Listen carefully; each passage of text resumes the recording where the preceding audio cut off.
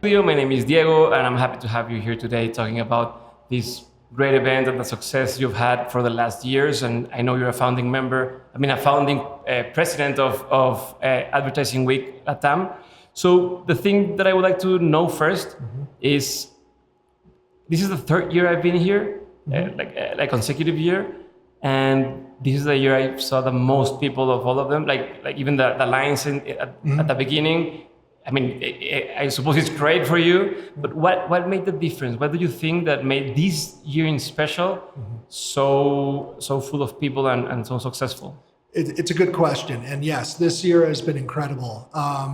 We saw growth from 7,000 attendees roughly last year in 2023 to over 10,000 attendees in 2024. Yeah.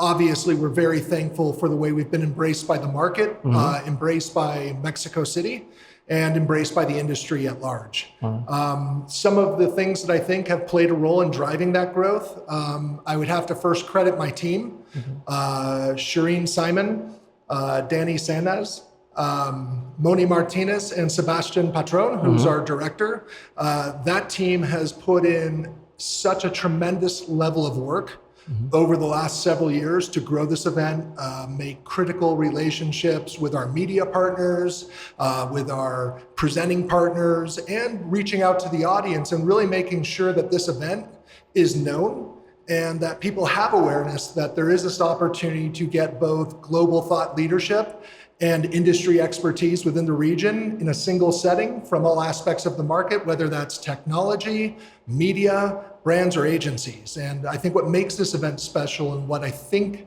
the market really loves is the fact that they can come for 3 days and they can both celebrate the industry, they can learn from each other, see the latest trends and insights, but also at the end of the day have an opportunity to network and reconnect with people maybe they don't get to see throughout the year. Okay, yeah, because that's something I noticed. The people come, like I've seen the same people each time, also new people, but it's like a thing that people keep coming. Yeah. What makes it, in your opinion, an event that's worth coming every year? Like it's you know, like you have an expectation. Sometimes people feel like it's not met and they won't come again to the event, even though you made the best promotion, the best publicity or whatever. People might come the first time and then say, nah, it's not worth it. I won't go the next time, all right? Because also people have jobs and stuff to do. Yeah. But in this case, it looks like you've made it happen. Yeah. What do you think makes that possible? I think there's several things that make it possible. I think the first thing, and this is true of any business, you need to listen to your audience, you need to listen to your brand partners, and you need to understand what is the value proposition, what is the motivation for people to attend. And I have to say our team, both globally and locally, does a great job of listening to our partners and learning from them. And I think the most important thing is we're very competitive. Okay. So if we see something amazing happening at another event, even if it's not in our space or our vertical, we pay attention. And so whether it's creating these co-working spaces where you can get work done in between seeing the sessions so you don't have to leave and go back to work, whether it's having these experiential moments where, you know, there's a mixture of fun and interplay along with learning about a new product.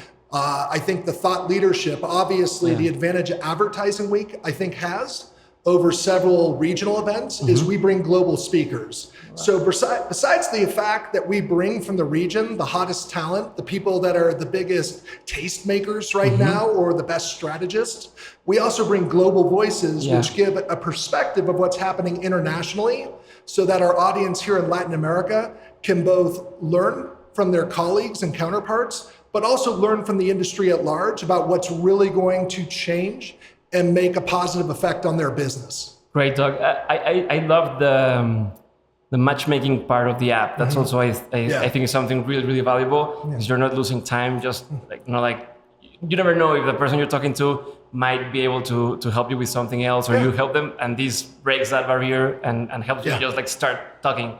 So I love that. How different was it to make it work here in Latin America than in the States? So that's a good, and also I just want to like do a little specification also, like taking into account not just the people that come, but also the brands that want to support the event and be part of it. So I would say this, like any new... 1 second, because I think they're going to... Sure. Yeah. Yeah, va a sonar. Perfect. Okay. So it's a good question. What I think for us was the biggest challenge, we call it tropicalizing the event for the market you're going to be in. We have a lot of experience. Advertising Week started 20 years ago in New York, and it's become the largest industry event for Advertising Week, advertising in general in North America. Advertising and marketing and and even now, because of the way everything is almost converging, I would say entertainment too. Yeah. This year I've seen like Netflix and other platforms, Disney, and also a lot of chats about AI. So it's not just advertising as a specific topic. No, I think when you look at content creation, you look at influencers, you look at media platforms, you look at the state of streaming and broadcast, storytelling, we're at a point where art and science are converging. Yeah. And so the ability not just to get the data, but to understand how to interpolate that data and create stories that resonate and connections that resonate and build customer trust and loyalty. All these elements are coming together, and that's exciting. It's an exciting inflection point in the industry. If I were to say the challenge, I think one of the biggest challenges is and this is my personal take, what necessarily works in, say, the United States in terms of advertising is not apples to apples, US expression, but it's not one-to-one with what's going to work in Mexico or Colombia or Argentina or Brazil. And I think the most important thing we had to adjust is understand what are the obstacles that marketers are facing specifically in the Latin American region. How does the technology, the strategic insights play from, say, globally, whether it's the US, London, Tokyo, Sydney, how do those play into this market, and what stories are important to bring to this market? I think the second thing is I'm speaking from experience. I've been married myself to a Mexican for 30 years. So I have a lot of personal experience with at least Mexican culture, if not the broader Latin American culture. But this is a very social society in whole. People love to interact. I would say I've never seen a market that's so mobile first, right? And so social first in terms of content creation, in terms of networking. So I think one of the things that was part of our playbook that we took advantage of early and have replicated often is creating this campus-like environment where there are these different experiential touch points, whether like we have here in Mercado Ads, in their activation space, where people can get together, they can network, they can take in what they just learned from a panel, they can enjoy us talking in a glass box, right? Exactly, yeah. It's almost like a goldfish moment, right? But these are interesting moments, and we have the delegates lounge, the VIP lounge, we have a co-working lounge. Most of our partners are very creative with their activations, and they offer like experiences, right? Like even if you look at, for example, some of the partners that have made experiential walkthrough experiences for their different media brands, these things are all designed to let people, observe, understand what kind of interactions have the best effect. I mean, you should be able to go through this event and take learnings for your own marketing plans, right? Not just from what you hear, but from what you see, from what you talk in conversation. So I just think that's been not so much a secret sauce, but common sense. No, but I think but it's not, as they say in Spanish. Common sense is the least common of the senses. Because I've been to plenty of conferences, and there's no time for you to chat with people. Like it's a talk after a talk after a talk after a talk, and you go out and you met no one. you just like fed with a Right. bunch of information, and you don't have the chance to absorb it or to meet people. And here, as you said, it feels like a university, like where you go to a class and then you go back and Right. you chat with people and take lunch or whatever, and then keep going. And that's something really valuable. And I see it as one of also the key parts of the experience, and that makes it worth coming. Through the years, you've worked with a lot of brands that are having experiences or are being like presenting brands for the event. What would you say are some of the best practices or the things that work the best for a brand that goes to an event? Could be Advertising Week, could be any other event, but like, because some brands do it for the first time and are not sure like what's gonna work or what am I supposed to be doing there, right? Like just have like a stand and give food or do something else. So in your experience, what works the best? So I would say this. The first lesson, we have an amazing programming team. Both our local programming team and our global programming team do the most essential job of helping to educate our partners on how they should create their session programming. And our production team does an amazing job of guiding people through what's the best flow. What's the best way to create a touch point that's meaningful. So I have to start by saying I'm blessed with a supporting staff and a supporting team both globally and locally that really are at the top of their game and know how to assist our partners. With that said, I would say there's a golden rule that I learned in my entertainment and agency life before I got involved in the event world, and that's show, don't tell. Okay. And I would say the number one lesson we tell people and try to educate our partners on, don't talk at the audience, don't give them a sales presentation, give them a value proposition, give them a knowledge transfer on stage. Okay. Give them an interesting perspective that they can build their own opinion from. Because if you think about the education we've got in our lives, whether that's college or on the workforce, wherever you can get the most opportunity to learn and have discourse and take away learnings, you can shape your own vision for how you're going to answer a problem in the market. So that's number one. Yeah. The second thing is based on, as I mentioned, the support from our amazing sales team, our amazing production team, and our partnership team, is that we actually go through it with you. Okay. So if your goal, right, is that you want to engage a specific audience at our event, and you have a goal of making X connections, well, we help you set up a situation where it's going to make sense, whether that's a special event dinner offsite with CMOs to have, a good experience, networking, conversation, get to know each other. Yes, of course, share what your company's capable of and what you can provide as value, but let's do it in a way that is engaging. Let's do it in a way where there's interplay, where there's an opportunity to learn from each other, because I think the best partnerships are built off trust. Yeah. And I think that's the important thing we offer the market is you can trust us that we will help you connect with the audience in the most fundamentally productive way. Yeah, and most of the people don't like to be sold to. Yeah. I mean, they would love to buy from you if they understand what you do, but they don't want to be like, they don't want to feel like you're selling them. And I suppose many of the times it won't happen that like you see this stand or you see the brand, like, okay, here's my money. But if you take the chance and kind of meet the person, you will eventually end up doing some type of partnership or whatever, right? Yeah. We and you're 100% right. One thing is we never underestimate the intelligence of our audience. Look, social media, internet, whatever you want to do, the fact that information is now ubiquitous, right?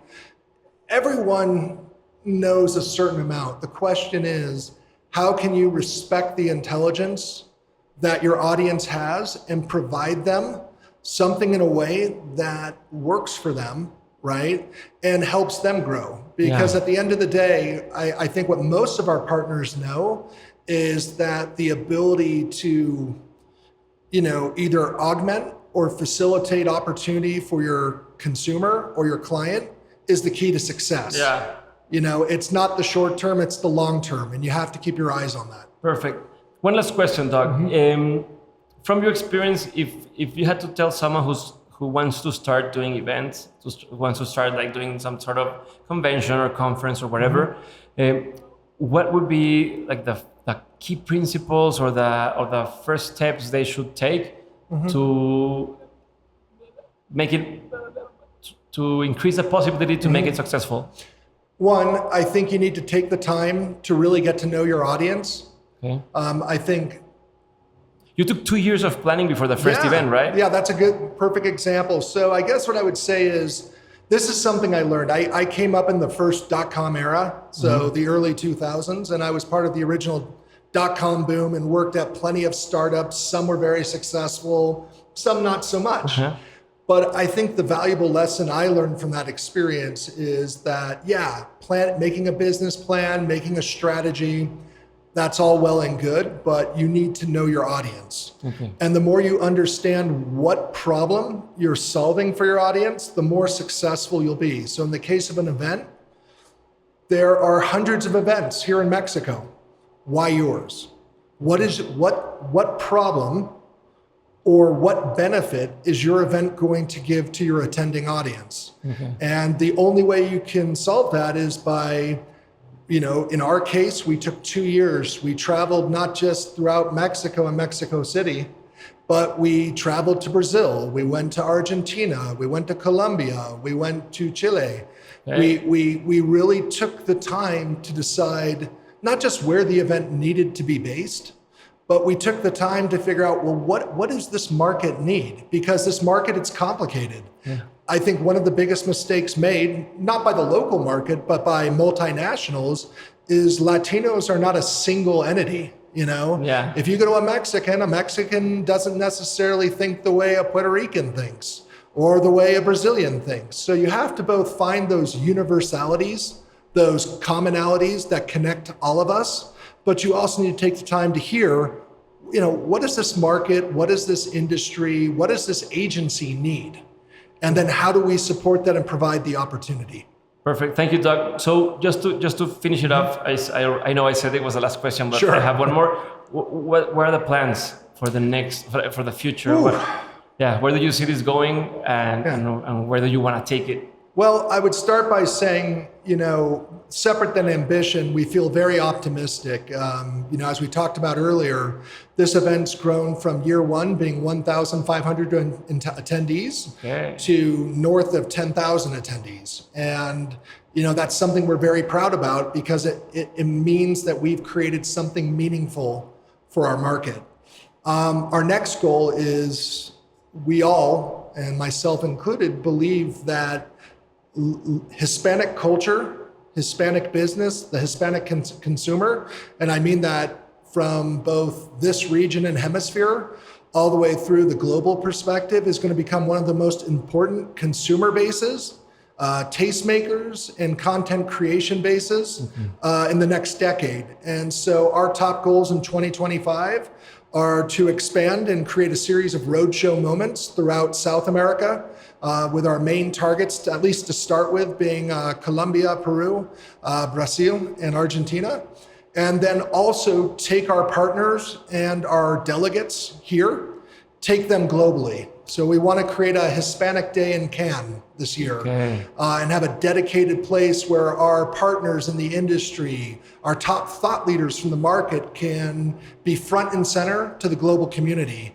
We also are inviting to our largest event, which is in New York, a Latin delegation from LATAM, where we're going to create a series of conference moments and networking moments to let them not just interact as the Latin American or Hispanic community, but make the important transition that there's no reason this market, this talent can't be driving the global stage. I think some of the best creative work, some of the best strategy work comes out of this region, and there's no reason it shouldn't be dominating and driving the global market. Perfect. Thank you so much, Doug. Sure. Thank you very much. That's it. Thank you very much, people, for watching this new episode of Mercado Ads Studio. My name is Diego. This was Doug from Adaptarse Week. Have a great day.